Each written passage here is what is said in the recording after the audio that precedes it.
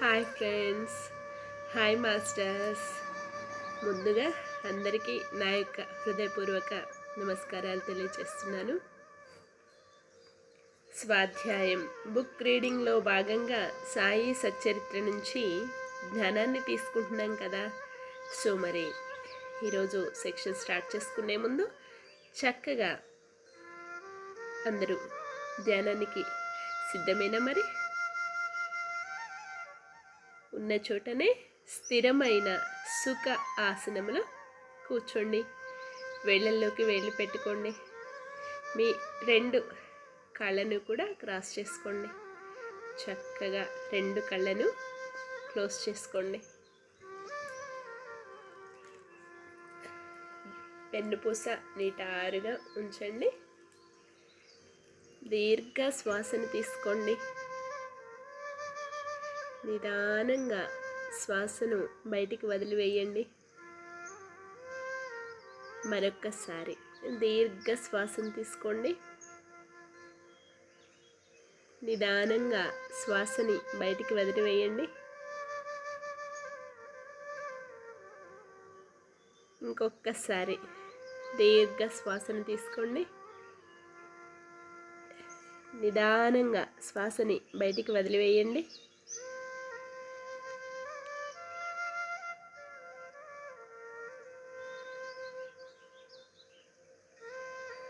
సహజంగా జరిగే శ్వాసని గమనిస్తూ శ్వాసతో అనుసంధానం అవుతూ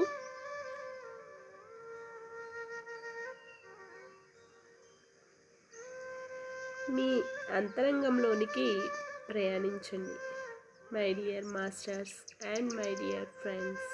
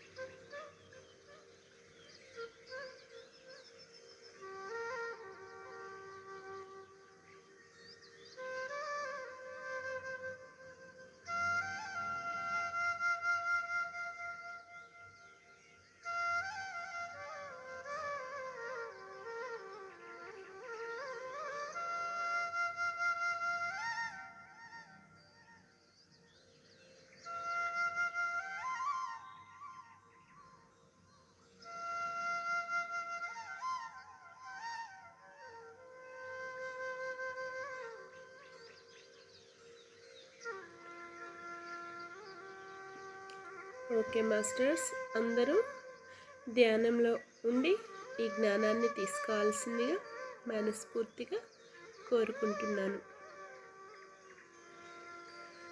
ఓం శ్రీ సాయినాథాయ నమః. శ్రీ సాయి సచ్చరిత్రము 43, 44 అధ్యాయములు. బాబా సమాధి చెందుట, ముందుగా సన్నాహము, ఇటుకరాయి విరుగుట, 72 గంటల సమాధి, బాపు సాహెబ్ జోగ్ సన్యాసము, అమృత తుల్యమగు బాబా పలుకులు, నేననగా ఎవరు. 43 మరియు 44 అధ్యాయములు కూడా బాబా శరీర త్యాగము చేసిన కథనే వర్ణించినవి కనుక వాటిని ఒకచోట చేర్చుట జరిగినది. ముందుగా సన్నాహము. హిందువులలో ఎవరైనా మరణించుటకు సిద్ధముగానున్నప్పుడు మత గ్రంథములు చదివి వినిపించుట సాధారణ ఆచారము. ఏలన ప్రపంచ విషయముల నుండి అతని మనస్సును మరలించి భగవత్ విషయముల నందు లీనమునర్చినచో అతడు పరమును సహజముగాను సులభముగాను పొందును. పరీక్షిత్ మహారాజ్ బ్రాహ్మణ ఋషి బాలునిచే శపింపబడి వారము రోజులలో చనిపోవుటకు సిద్ధముగానున్నప్పుడు గొప్ప యోగియగు శుకుడు భాగవత పురాణమును ఆ వారములో బోధించెను. ఈ అభ్యాసము ఇప్పటికీ అలవాటులో నున్నది.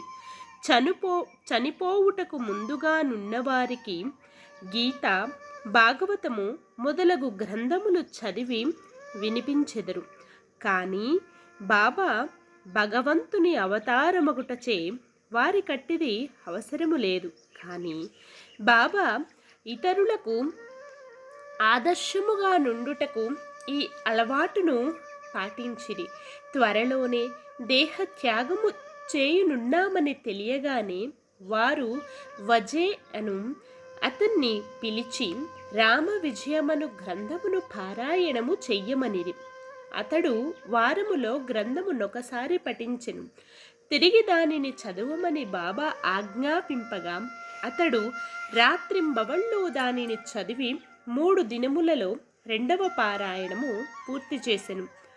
ఈ విధముగా 11 దినములు గడిచెను. అతడు తిరిగి 3 రోజులు చదివి అలసిపోయెను. బాబా అతనికి సెలవునిచ్చి పొమ్మనెను. బాబా నెమ్మదిగా నుండి ఆత్మానుసంధానములో మునిగి చివరి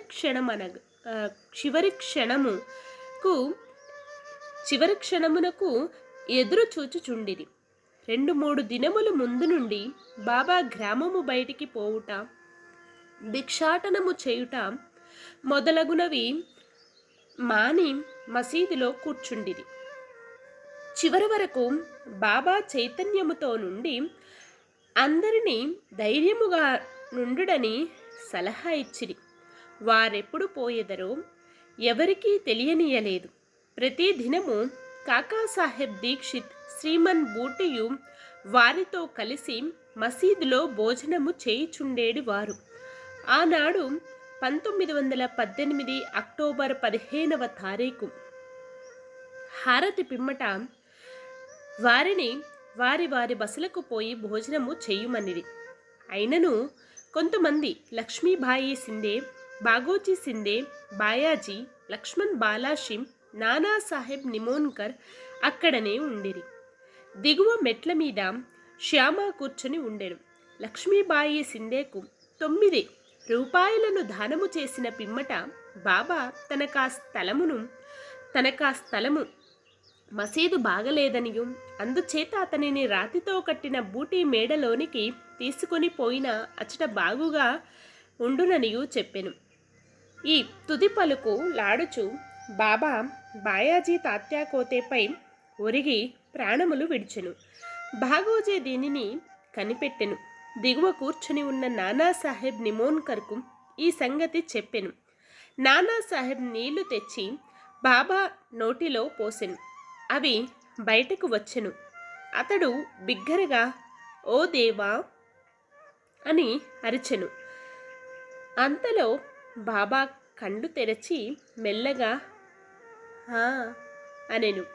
బాబా తమ భౌతిక శరీరమును విడిచిపెట్టనని తేలిపోయెను. బాబా సమాధి చెందినను సంగతి షిరిడీ గ్రామములో కారుచిచ్చువలే వ్యాపించెను. ప్రజలందరూ, స్త్రీలు, పురుషులు, బిడ్డలు మసీదుకు పోయి ఏడ్వసాగిరి.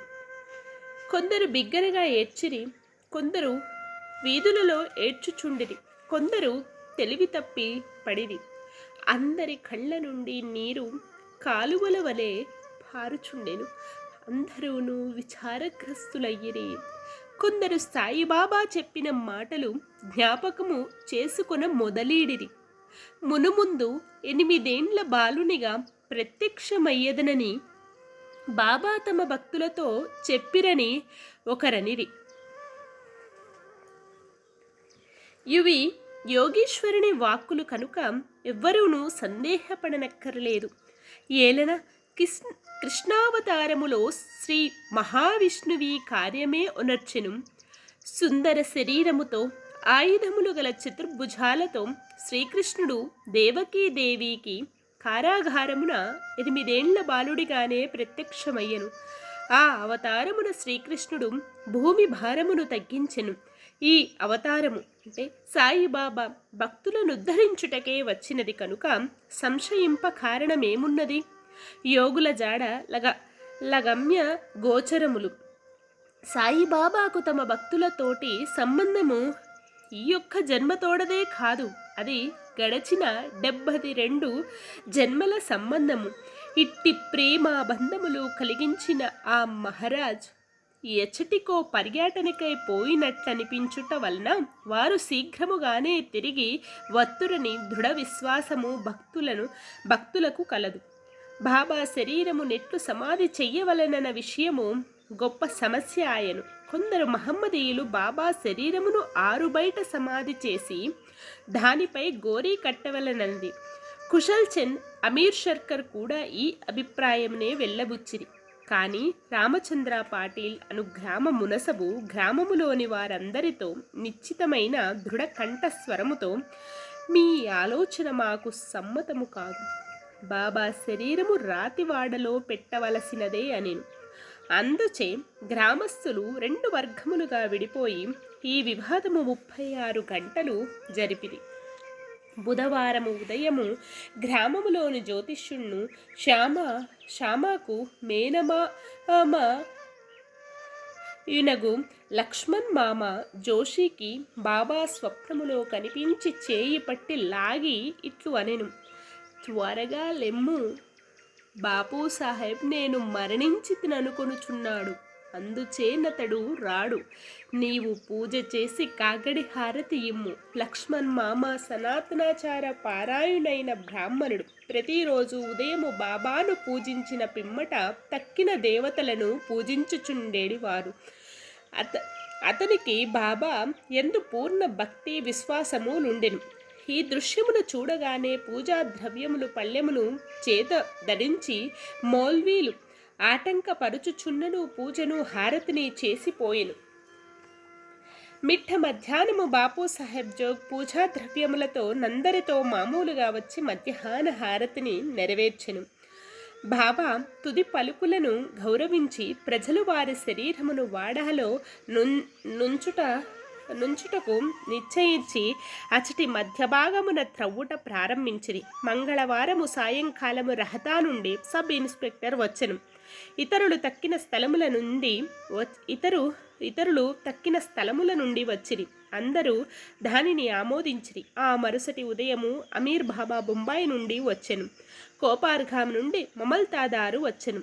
ప్రజలు భిన్న అభిప్రాయాలతో నున్నట్లు తోచెను. కొందరు బాబా శరీరమును బయటనే సమాధి చెయ్యవలనని పట్టుపట్టిరి కనుక మమల్తాదారు ఎన్నిక ద్వారా నిశ్చయించవలనను.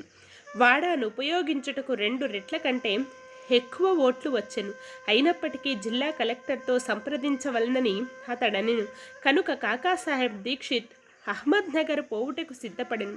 ఈలోపు బాబా ప్రేరేపణ వల్ల 2వ పార్టీ యొక్క మనస్సు మారను. అందరూ ఏకగ్రీవముగా బాబాను వాడాలో సమాధి చేయుటకు అంగీకరించిరి. బుధవారము సాయంకాలము బాబా శరీరమును ఉత్సవముతో వాడాకు తీసుకొని పోయిరి. మురళీధరుని కొరకు కట్టిన చోట శాస్త్రోత్తకముగా సమాధి చేసిరి. యథార్థముగా బాబాయే మురళీధరుడు. వాడా దేవాలయమయ్యను. అది ఒక పూజా మందిరమయ్యను.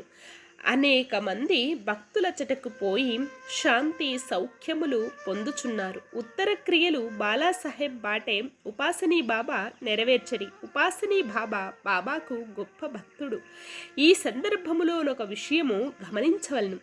ప్రొఫెసర్ నార్కే కథనము ప్రకారము బాబా శరీరము 36 గంటలు గాలి పట్టినప్పటికీ అది బిగిసిపోలేదు. అవయవములన్నీ సాగుచుండెను. బాబా కపని చింపకుండా సులభముగా తీయగలిగిరి. ఇటుకరాయి విరుగుట. బాబా భౌతిక శరీరమును విడుచుటకు కొన్ని దినముల ముందు ఒక దుశ్శకునమాయెను. మసీదులో ఒక పాత ఇటుక ఉండెను. బాబా దానిపై చెయ్యి వేసి ఆనుకొని కూర్చుండువారు. రాత్రులందు దానిపై ఆనుకొని ఆసనస్థులగుచుండిరి. అనేక సంవత్సరాలు ఇట్లు గడిచెను. ఒకనాడు బాబా మసీదులో లేనప్పుడు ఒక బాలుడు మసీదును శుభ్రపరచుచు దానిని చేతిలో పట్టుకొని ఉండగా అది చేతి నుండి జారి క్రిందపడి 2 ముక్కలైపోయెను. ఈ సంగతి బాబాకు తెలియగానే వారు మిగుల చింతించి ఇట్లని ఏడ్చిరి. ఇటుక కాదు, నా అదృష్టమే ముక్కలు ముక్కలుగా విరిగిపోయినది. అది నా జీవితపు తోడు నీడ. దాని సహాయము వలననే నేను ఆత్మానుసంధానము చేయుచుండేడి వాడను. నా జీవితమునందు నాకెంత ప్రేమయో దాని యందు నాకు అంతే ప్రేమ. ఈరోజు అది నన్ను విడిచినది. ఎవరైనా ఒక ప్రశ్న అడగవచ్చును, బాబా నిర్జీవియగు ఇటుక కోసము ఇంత విచారపడనేలా? అందులకు హేమాత్ పంత్ ఇట్లు సమాధానం ఇచ్చెను. యోగులు బీదవారికి నిస్సహాయులకు సహాయము చేయుటకే అవతరించెదరు. వారు ప్రజలతో కలిసి మసులునప్పుడు ప్రజల వలె నటింతురు. వారు మనవలే బాహ్యమునకు నవ్వెదరు, ఆడెదరు, ఏడ్చెదరు. కానీ లోపల వారు శుద్ధ చైతన్యములై వారి కర్తవ్య విధులు నెరవేర్చెదరు. 72 గంటల సమాధి. ఇటుక విరుగుటకు 32 సంవత్సరములకు పూర్వము అనగా 1886వ సంవత్సరము బాబా సీమోల్లంఘనము చేయ ప్రయత్నించెను. ఒక మార్గశిర పౌర్ణమి నాడు బాబా ఉబ్బసము వ్యాధితో మిక్కిలి బాధపడుచుండెను. దానిని తప్పించుకొనుటకే బాబా తన ప్రాణమును పైకి తీసుకొని పోయి సమాధిలో నుండవలెననుకొని భక్త మహల్సాపతితో నిట్లనిది, నా శరీరమును 3 రోజుల వరకు కాపాడుము. నేను తిరిగి వచ్చినట్లయినా సరే, లేని ఎడల నా శరీరము నెదురుగా ఉన్న ఖాళీ స్థలములో పాతిపెట్టి గుర్తుకు 2 జెండాలను పాతుము అని స్థలమును చూపిరి. ఇట్లనుచు రాత్రి 11 గంటలకు బాబా క్రింద కూలెను. వారి ఊపిరి నిలిచిపోయిను. వారి నాడి కూడా ఆడకుండెను. శరీరములో నుండి ప్రాణము పోయినట్లుండెను. ఊరి వారందరూ అచట చేరి న్యాయ విచారణ చేసి బాబా చూపిన స్థలములో సమాధి చేయుటకు నిశ్చయించిరి. కానీ మహల్సాపతి అడ్డగించెను. తన ఒడిలో బాబా శరీరము నుంచుకొని 3 రోజులు అట్లే కాపాడుచూ కూర్చుండెను. 3 దినముల పిమ్మట తెల్లవారుజామున 3 గంటలకు బాబా శరీరములో ప్రాణమున్నట్లు గమనించెను. ఊపిరి ఆడనారంభించెను. కడుపు కదలెను. కండ్లు తెరచెను. కాళ్ళు చేతులు సాగదీయుచు బాబా లేచెను. దీనిని బట్టి చదువరులు ఆలోచించవలసిన విషయము ఏమనా, బాబా 3 మూరల శరీరమా లేక లోపలున్న ఆత్మయా? పంచభూతాత్మకమగు శరీరము నాశనమగును. శరీరము శరీరము శాశ్వతము కానీ శరీరము అశాశ్వతము, కానీ లోనున్న ఆత్మ పరమ సత్యము, అమరము, శాశ్వతము. ఈ శుద్ధ సత్వయే బ్రహ్మము. అది ఏ పంచ ఇంద్రియములను మనస్సును స్వాధీనమందు ఉంచుకొనున్నది, పరిపాలించున్నది. అది ఏ సాయి. అది ఏ ఈ జగత్తునందు గల వస్తువుల అన్నింటి యందు వ్యాపించి ఉన్నది. అది లేని స్థలము లేదు. అది తాను సంకల్పించుకొనిన కార్యమును నెరవేర్చుటకు భౌతిక శరీరము వహించెను. దానిని నెరవేర్చిన పిమ్మట శరీరమును విడిచెను. సాయి ఎల్లప్పుడూ ఉండువారు. అట్లనే పూర్వము గాణుగాపురములో వెలసిన దత్తదేవుని అవతారమగు శ్రీ నరసింహ సరస్వతియు వారు సమాధి చెందుటకు బాహ్యమునకు కాని సమస్త చేతనా చేతనములందు కూడా నుండి వానిని నియమించువారును పరిపాలించువారును వారే. ఈ విషయము ఇప్పటికీ సర్వస్వ శరణాగతి చేసిన వారికి, మనస్ఫూర్తిగా భక్తితో పూజించు వారికి అనుభవనీయమైన సంగతి. ప్రస్తుతము బాబా రూపము చూడ వీలు లేనప్పటికీ మనము షిరిడీకి వెళ్ళినచో వారి జీవితమెత్తు పటము మసీదులోనున్నది.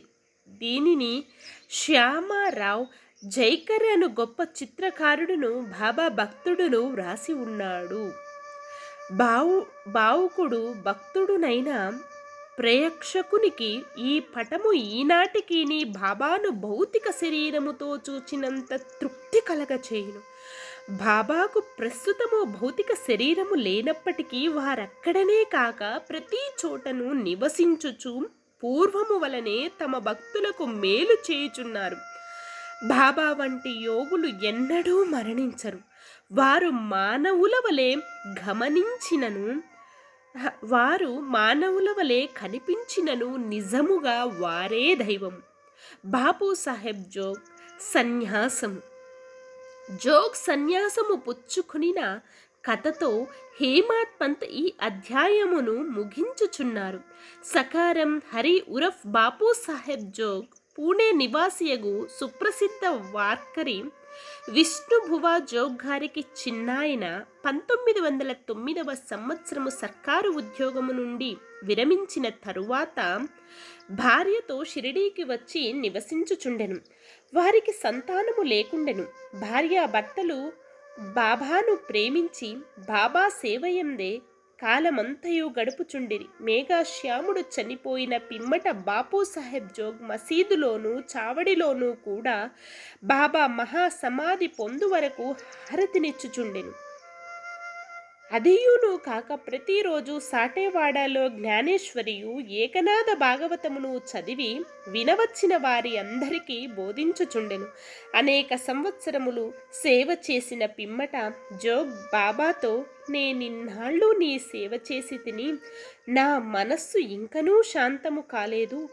యోగులతో సహవాసము చేసినను నేను కాపాడుకుండుటకు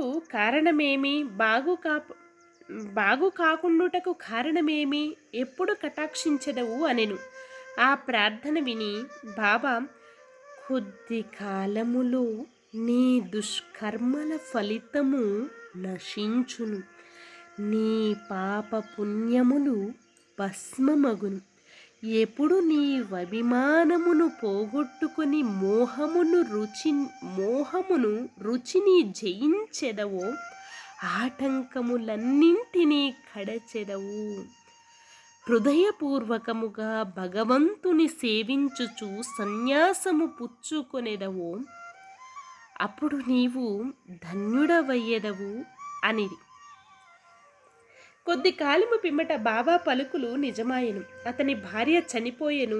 అతనికి ఇంకొక అభిమానము ఏదియూ లేకుండుటచే అతడు స్వేచ్ఛాపరుడై సన్యాసమును గ్రహించి తన జీవిత పరమావాదిని పొందెను.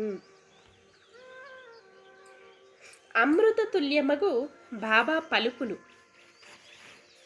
దయా దాక్షణ్యమూర్తియగు సాయిబాబా పెక్కుసార్లు మసీదులో ఈ దిగువ మధుర వాక్యములు పలికిరి. ఎవరైతే నన్ను ఎక్కువగా ప్రేమించెదరో వారు ఎల్లప్పుడూ నన్ను దర్శించెదరు. నేను లేక ఈ జగత్తంతయు వానికి శూన్యము.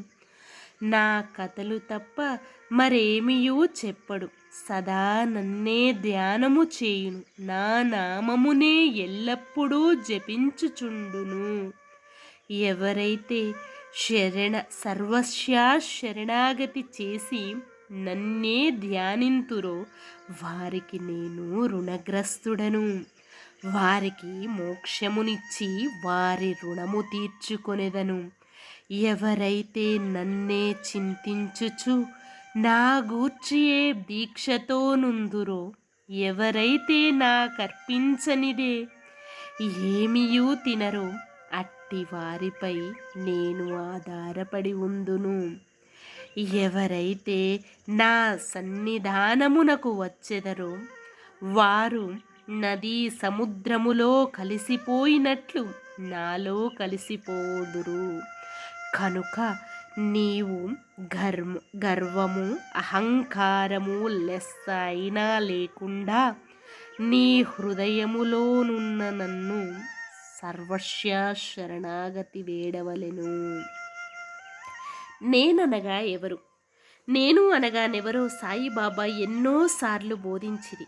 వారిట్లనిరి, నన్ను ఎతకుటకు నీవు దూరము కానీ మరెచ్చటికీ కానీ పోనక్కర్లేదు. నీ నామము నీ ఆకారము విడచినచో నీలోనే కాక అన్ని జీవులలో చైతన్యము లేదా అంతరాత్మ అని ఒకటి ఉండును. అదే నేను. దీనిని నీవు గ్రహించి నీలోనే కాక అన్నింటిలోనూ నన్ను చూడుము. దీనిని నీవభ్యసించినచో సర్వవ్యాపకత్వమనుభవించి నాలో ఐక్యము పొందెదవు. హేమాడ్ పంత్ చదువరులకు ప్రేమతో నమస్కరించి వేడునదేమనగా, వారు మా వినయ విధేయతలతో దైవమును, యోగులను, భక్తులను ప్రేమింతురు కాక. బాబా పెక్కుసార్లు ఎవరైతే ఇతరులను నిందించెదరో వారు నన్ను హింసించిన వారగుదురు. ఎవరైతే బాధను అనుభవించెదరో ఓర్చుకొందురో వారు నాకు ప్రీతి కూర్చెదరు అని చెప్పారు కదా. బాబా సర్వావస్తు జీవ సముదాయములలో ఐక్యమై ఉన్నారు. భక్తులకు నలుప్రక్కలా నిలచి సహాయపడిదరు. సర్వజీవులను ప్రేమించుట తప్ప వారు మరి ఏమీ కోరరు. ఇట్టి శుభమైన పరిశుభ్రమైన అమృతము వారి పెదవుల నుండి స్రవించుచుండెను. హేమాడ్ పంత్ ఇట్లు ముగించుచున్నారు, ఎవరు బాబా కీర్తిని ప్రేమతో పాడెదరో, ఎవరు దానిని భక్తితో వినెదరో ఉభయులను సాయిలో ఐక్యమగుదురు. 43-44 అధ్యాయములు సంపూర్ణం. సద్గురు శ్రీ సాయినాథ్ అర్పణమస్తు. శుభం భవతు. ఓం శ్రీ సాయినాథాయ నమః.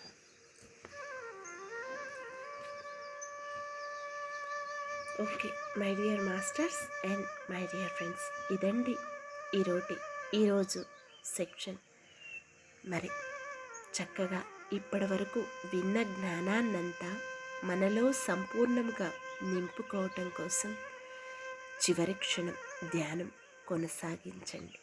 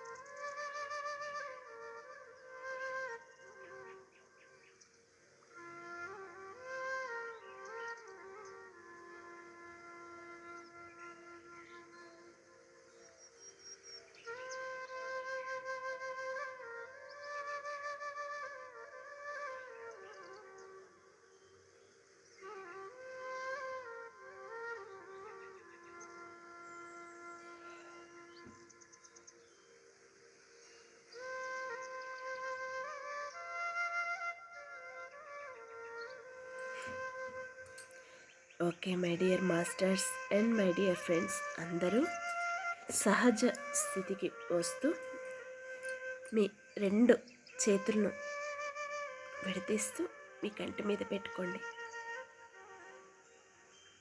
5 4 3 2 1 0. మీ రెండు చేతులను మీ కంటికి ఎదురుగా పెట్టుకొని నిదానంగా కళ్ళను ఓపెన్ చేయండి. ధ్యానం కంటిన్యూ చేసేవాళ్ళు చేయండి. ఓకే మై డియర్ మాస్టర్, చక్కగా ఇంత అద్భుతంగా సెక్షన్ సాగటానికి సహకరించిన అందరికీ అన్నింటికీ నా యొక్క హృదయపూర్వక కృతజ్ఞతలు తెలియజేస్తున్నాను. Thank you everyone, thank you everyone, thank you everyone. Love you everyone, love you everyone, love you everyone. Thank you to all, love you to all. Thank you universe, love you universe.